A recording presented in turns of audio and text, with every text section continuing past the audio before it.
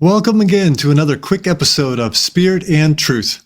Today we're continuing on this quick journey of spiritual gifts.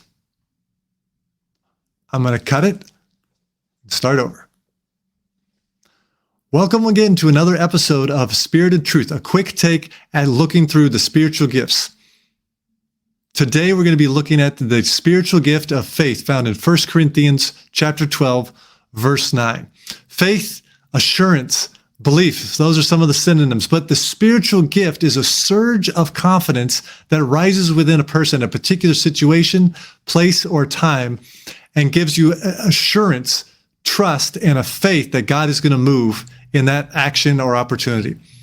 It's an unshakable conviction quickly formed, and that you're persuaded that God's power is going to form in a circumstance, and you communicate that to others or to yourself, or you speak it forth.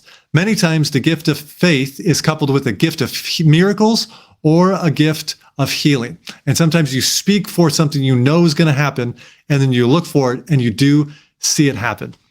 Sometimes you might know that you have a gift of faith if you've ever had an unexplainable surge of confidence knowing that God's going to move in a certain way, and then you immediately see it happen.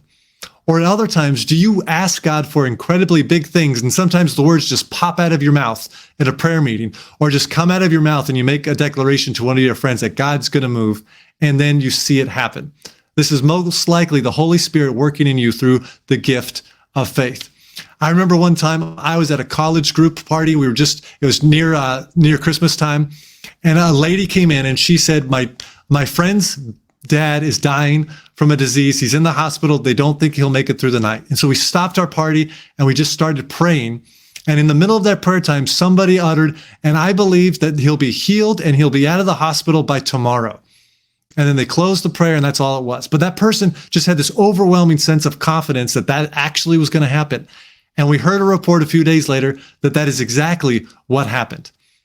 The father who was dying and on his deathbed was healed and released from the hospital the very next day. And so this was an example of a gift of faith, just a surge of confidence and a prayerful declaration, and then it occurred the way that God said it would by the gift of faith. So I encourage you to cultivate this gift, to look for it, to ask the Holy Spirit to come upon you, the people in your fellowship, your congregation, or your ministry, so that we can have the gift of faith moving in our midst.